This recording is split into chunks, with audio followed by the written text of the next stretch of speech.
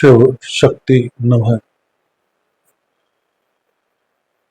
आप सभी शिव भक्तजनों का हमारे चैनल पर बहुत बहुत स्वागत है।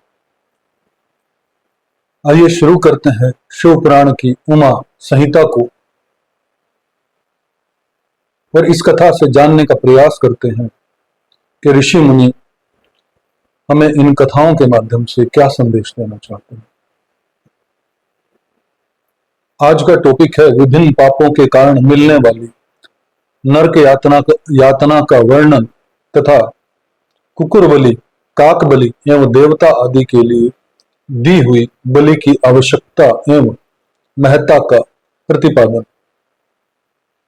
सनत कुमार जी कहते हैं कि व्यास जी इन सब भयानक पीड़ादायक नरकों में पापी जीवों को अत्यंत भीषण नरक यातना भोगनी पड़ती है, जो मिथ्या आगम पाखंडियों के शास्त्र में प्रवृत्त होता है। वह द्विजह नामक नरक में जाता है और जो जीवा के आकार में आधे कोस तक फैले हुए तीक्ष्ण हलों द्वारा वहां से उसे विशेष पीड़ा दी जाती है। जो क्रूर मनुष्य माता पिता और गुरु को डांटता है, उसके मुंह में कीड़ों से युक्त विष्ठा ठूसकर उसे खूब पीटा जाता है। जो मनुष्य शिव मंदिर, बगीचे, बावड़ी, कृप, तड़ाग तथा ब्राह्मण के स्थान को नष्ट भ्रष्ट कर देते हैं,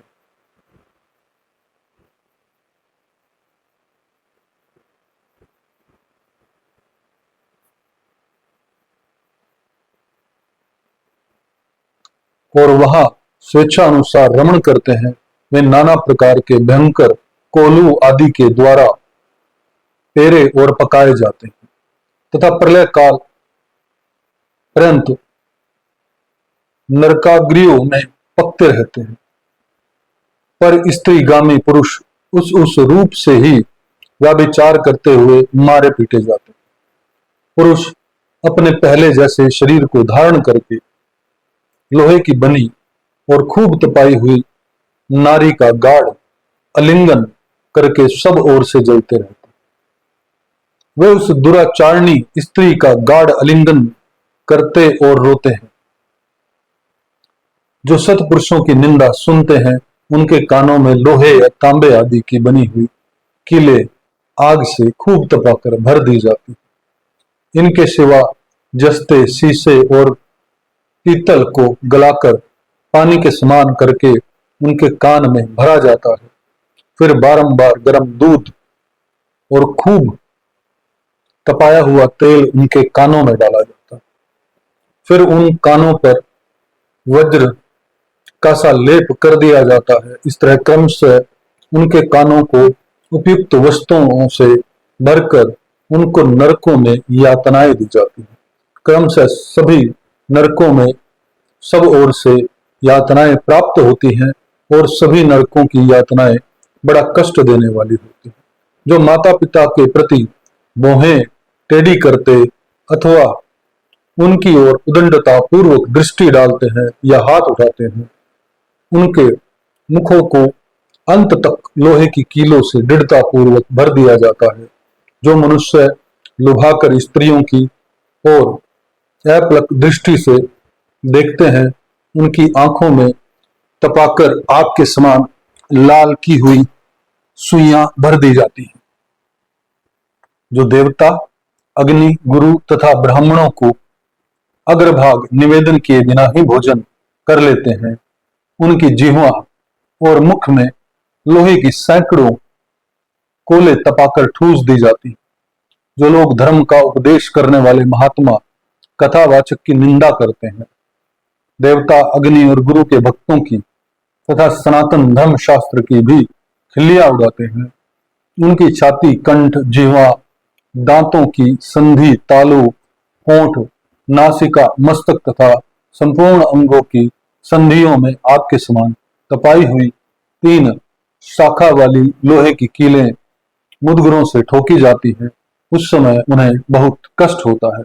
तत्पश्चात सब ओर से उनके घावों पर तपाया हुआ नमक छिड़क दिया जाता। फिर उस शरीर में सब और बड़ी भारी यातनाएं होती। जो पापी शिव मंदिर के पास और देवता के बगीचों में मलमूत्र का त्याग करते हैं, उनके लिंग और अंडकोश को लोहे के मुद्गरों से चूर चूर कर दिया जाता है तथा आग से तबाही हुई सुइयां उसमें भर दी जाती हैं, जिससे मन और इंद्रियों को महान दुख होता है। जो धन रहते हुए भी तृष्णा कारण उसका दान नहीं करते और भोजन के समय घर पर आए हुए अतिथि का अनादर करते हैं, वे पाप का फल पाकर अपवित्र नरक में गिरते हैं। जो कुत्तों और गौओं को उनका भाग अर्थात बलि न देकर स्वयं भोजन कर लेते हैं, उनके खुले हुए मुंह में दो कीलें ठोक दी जाती हैं। यमराज के मार्ग का अनुसरण करने वाले जो शाम और सबल, सांवले तथा चितकबरे दो कुत्ते हैं, मैं उनके लिए यह अन्न का भाग देता हूं, वे इस बलि को ग्रहण करें। पश्चिम, वायव्य, दक्षिण और नृत्य के दिशा में रहने वाले जो पुण्य कर्मा कौवे हैं, वे मेरी इस दी हुई बलि को ग्रहण करें। इस अभिप्रथा दो मंत्रों से क्रम से कुत्ते और कौवे को बलि देनी चाहिए। जो लोग यत्न पूर्वक भगवान शंकर की पूजा करके विधिवत अग्नि में आहुति दे शिव संबंधी मंत्रों द्वारा बलि समर्पित करते हैं, वे यमराज को नहीं देखते और स्वर्ग में जाते हैं। इसलिए प्रतिदिन बलि देनी चाहिए। एक चौकोर मंडप बनाकर उसे गंध आदि से अधिवासित करें। फिर ईशान कोण में धन्वंतरी के लिए और पूर्व दिशा में इंद्र के लिए बलि दे। दक्षिण दिशा में यम के लिए, पश्चिम दिशा में सुदक्षोम के लिए और दक्षिण दिशा में पितरों के लिए बलि देकर पुनः पूर्व दिशा में अर्यमा को अन्न का भाग अर्पित करें। द्वार देश में धाता और विधाता के लिए बलि निवेदन करें। तदंतर कुत्तों के स्वामी और पक्षियों के लिए भूतल पर अन्न डाल दें।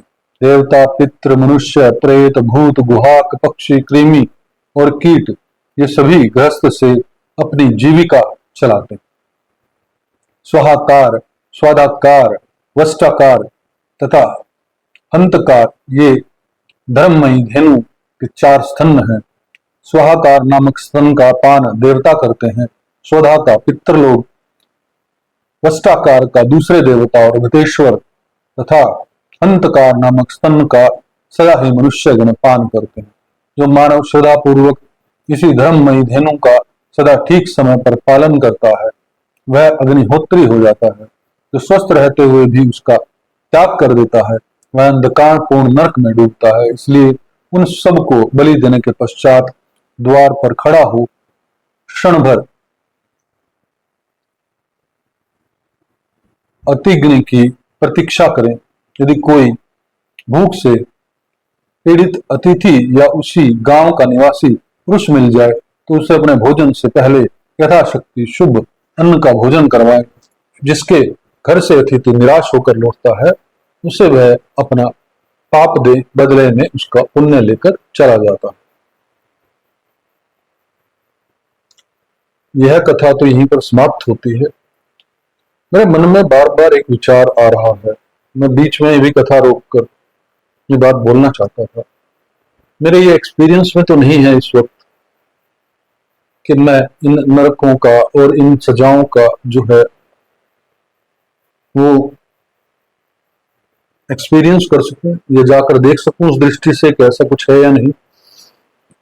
परंतु अगर मैं जितनी मेरी समझ है, छोटी सी समझ, तो मैं ये समझता हूं ये जितने तथा कथित ब्राह्मण जो मंदिरों के अंदर हैं, जैसा कि मैंने पहले भी कहा था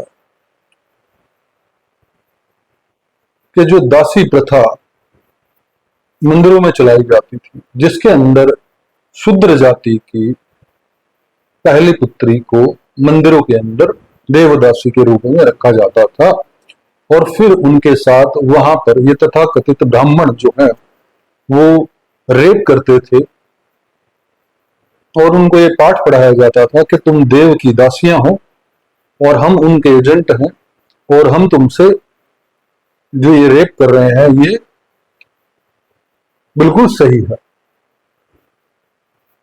तो इस कथा को सुनकर मुझे बार बार ये समझ आ रहा था कि ये सभी के सभी तथाकथित पंडित जो हजारों लाखों होंगे, वो सब के सब जो हैं वो इस वक्त इन्हीं नरकों में सड़ रहे होंगे, क्योंकि उनके कर्म तो मुझे ऐसे ही दिखते हैं। आज कलयुग में अगर मैं देखता हूं तो पिछले 30-40 साल में कोई व्यक्ति ऐसा है ही नहीं जो इन कर्मों से विपरीत हो।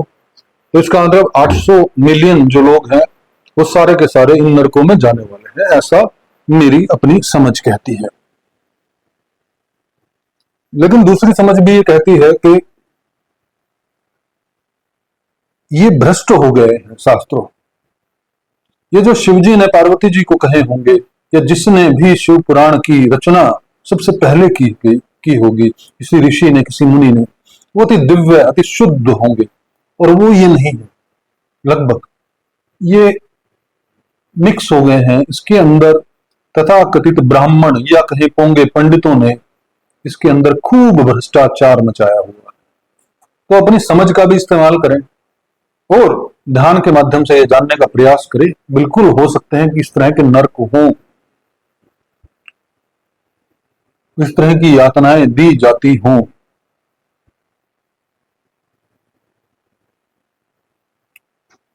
लेकिन फिर भी ध्यान विधि से अपनी दृष्टि खोलकर सब कुछ देखने का प्रयास करें और फिर ही विश्वास करें। तो विश्वास नहीं कर लेना, मेरे कहने का भाव ये है। इसी में अगली कथा लेते हैं, यमलोक के मार्ग से में सुविधा प्रदान करने वाले विविध दानों का वर्णन। व्यास जी बोलते हैं कि प्रभु, पापी मनुष्य बड़े दुख से यमलोक के मार्ग में जाते हैं। अब आप मुझे उन धर्मों का परिचय दीजिए जिनसे जीव सुखपूर्वक यम मार्ग पर यात्रा करते हैं। सनत कुमार जी कहते हैं कि मुझे अपना किया हुआ शुभ शुभ कर्म बिना विचारे विवश होकर भोगना पड़ता है। अब मैं उन धर्मों का वर्णन करता हूँ जो सुख देने वाले हैं। इस लोक में जो श्रेष्ठ कर्म करने वाले कोमल चित्त और दयालु पुरुष हैं, वे भयंकर ये मार्ग पर सुख से यात्रा करते हैं। जो श्रेष्ठ ब्राह्मणों को जूता और खड़ाऊ दान करता है। देखिए, यहाँ पर ब्राह्मणों का मतलब ये पोंगे पंडित नहीं है। ब्राह्मणों का मतलब है जिस भी व्यक्ति को ब्रह्म का ज्ञान हो जाए, जो स्वयं ब्रह्मा हो जाए। ब्रह्मा का मतलब क्रिएटर, उसके लिए कोई डिफरेंस नहीं है। उसके मैं डेफिनेशन यहां पर दे नहीं सकता और दूंगा तो बहुत लंबा हो जाएगा। तो ब्राह्मण वही है जिसको जो स्वयं ब्रह्मा हो जाए। तो ये उसके बारे में कहा है, पोंगा पंडित के बारे में नहीं कहा गया, पाखंडी पंडितों के बारे में नहीं कहा गया। जो श्रेष्ठ ब्राह्मण को जूता और खड़ाऊ दान करता है, वह मनुष्य विशाल घोड़े पर सवार हो सुख से यमलोक को जाता है। छत्र दान करने में से मनुष्य उस मार्ग पर उसी तरह छाता लगाकर चलते हैं जैसे यहाँ छाते वाले लोग चलते हैं। शिविका का दान करने से मनुष्य रथ के द्वारा सुख से यात्रा करते हैं। सैया और आसन का दान करने से दाता यमलोक के मार्ग में विश्राम करते हुए सुखपूर्वक जाता है। जो बगीचे लगाते हैं, छायादार वृक्ष का आरोपण करते हैं अथवा सड़क के किनारे वृक्षारोपण करते हैं, वे धूप में भी बिना कष्ट उठाए यमलोक को जाते हैं। जो मनुष्य फुलवाड़ी लगाते हैं, वे पुष्पक विमान से यात्रा करते हैं। देव मंदिर बनाने वाले उस मार्ग पर घर के भीतर क्रीड़ा करते हैं। जो यतियों के आश्रम का निर्माण करवाते हैं और अनाथों के लिए घर बनवाते हैं, वे भी घर के भीतर क्रीड़ा करते हैं। जो देवता, अग्नि, गुरु, ब्राह्मण, माता और पिता की पूजा करते हैं, वे मनुष्य स्वयं ही पूजित हो अपनी इच्छा के अनुकूल मार्ग द्वारा सुख से यात्रा करते हैं। दीप दान करने वाले मनुष्य संपूर्ण दिशाओं को प्रकाशित करते हुए जाते हैं। ग्रह दान करने से दाता रोग शोक से रहित हो सुखपूर्वक यात्रा करते हैं। गुरुजनों की सेवा करने वाले मानव विश्राम करते हुए जाते हैं। बाजा देने वाले उसी तरह सुख से यात्रा करते हैं, मानो अपने घर जा रहे हैं। गोदान करने वाले लोग संपूर्ण मनोवांछित वस्तुओं से भरे पूरे मार्ग द्वारा जाते हैं। मनुष्य उस मार्ग पर इस लोक में दिए हुए अन्न पान को ही पाता है। जो किसी को पैर धोने के लिए जल देता है, वह ऐसे मार्ग से जाता है जहां जल की सुविधा हो। जो आदरणीय पुरुषों के पैरों में उपटन लगाता है, वह घोड़े की पीठ पर बैठकर जाता। व्यास जी जो पाद, अभयंग, अंगराग, दीपक, अन्न और घर दान करता है, उसके पास यमराज कभी नहीं जाते। स्वर्ण और रक्त का दान करने से मनुष्य दुर्गम संकटों और स्थानों को लांघता हुआ जाता है। चांदी, गाड़ी धोने वाले बैल और फूलों की माला दान करने से दाता सुख पूर्वक यमलोक में जाता है। मतलब गाड़ी, बैलगाड़ी तो समाप्त होगी, अब कार या ट्रैक्टर, इस तरह से समझ लें इस बात को। इस तरह के दानों से मनुष्य सुख पूर्वक यमलोक की यात्रा करते हैं और स्वर्ग में सदा भांति भांति के भोग पाते हैं। सब दानों में अन्नदान को ही उत्तम बताया गया है, क्योंकि यह तत्काल तृप्ति प्रदान करने वाला, मन को प्रिय लगने वाला तथा बल और बुद्धि को बढ़ाने वाला है। मुनि श्रेष्ठ, अन्नदान के समान दूसरा कोई दान नहीं है, क्योंकि अन्न से ही प्राणी उत्पन्न होते हैं और अन्न के अभाव में मर जाते हैं। अतएव अन्नदान से महान पुण्य बताया गया है, क्योंकि अन्न के बिना भूख की आग से तृप्त हुए समस्त प्राणी मर जाते हैं। अतः अन्न की सब लोग प्रशंसा करते हैं, क्योंकि अन्न में ये सब कुछ प्रतिष्ठित है। अन्न के समान दान न तो हुआ और न होगा। मुने, यह संपूर्ण जगत अन्न से ही धारण किया जाता। लोक में अन्न को बल कारक बताया गया है, क्योंकि अन्न में ही प्राण प्रतिष्ठित है। प्राप्त हुए अन्न की कभी निंदा न करें और न किसी तरह उसे फेंके। कुत्ते और चंडाल के लिए भी किया हुआ अन्नदान कभी नष्ट नहीं होता। जो मनुष्य थके मांदे और अपरिचित पथिक को अन्न देता है और देते समय कष्ट का अनुभव नहीं करता, वह समृद्धि का भागी होता है। महामुने, जो देवताओं, पितरों, ब्राह्मणों और अतिथियों को अन्न से तृप्त करता है, उसे महा पुण्य फल की प्राप्ति होती है। अन्न और जल का दान शूद्र और ब्राह्मण के लिए भी समान रूप से महत्व रखता है। अन्न की इच्छा वाले पुरुष से उसका गोत्र, शाखा, स्वाध्याय और देश नहीं पूछना चाहिए। अन्न साक्षात ब्रह्मा है, अन्न साक्षात विष्णु और शिव है, इसलिए अन्न के समान दान न हुआ और न होगा। जो पहले बड़ा भारी पाप करके भी पीछे अन्न का दान करने वाला हो जाता है, वह सब पापों से मुक्त होकर स्वर्गलोक में जाता है। अन्न, जल, घोड़ा, गौ, वस्त्र, सैया, छत्र और आसन, इन 8 वस्तुओं के दान यमलोक के लिए उत्तम माने गए हैं। इस प्रकार विशेष से मनुष्य विमान पर बैठकर धर्मराज के नगर में जाता है, इसलिए सबको दान करना चाहिए। महामुने, जो यह प्रसंग को सुनता अथवा श्राद्ध में ब्राह्मणों को सुनाता है, उसके पितरों को अक्षय अन्नदान प्राप्त होता है। देखिए, दान को लेकर मेरी भी समझ ये कहती है कि हमें अपनी सामर्थ्य अनुसार अवश्य दान करना चाहिए। जैसा कि कहा गया है कि देवता, पितृ, ब्राह्मण और अतिथि को अन्नदान करना चाहिए, तो मेरी समझ में भी जरूर अन्नदान करना चाहिए। और शायद ये कथाएं इसीलिए भी बताई गई हैं कि व्यक्ति ध्यान के मार्ग पर ही चले, कि पराई स्त्री, पराई संपत्ति को हड़पना और अन्य तरह के जो है इन तरह के कृत्यों से बचे, वरना फिर उसे फिर भोगना पड़ेगा आगे। कर्म बंधन है, कर्म बंधन तो लगता ही है। तो दोस्तों, यह कथा यहीं पर समाप्त होती है। भगवान शिव आप पर सदैव कृपा करें। इस वीडियो को सुनने के लिए आपका बहुत बहुत आभार, बहुत बहुत धन्यवाद।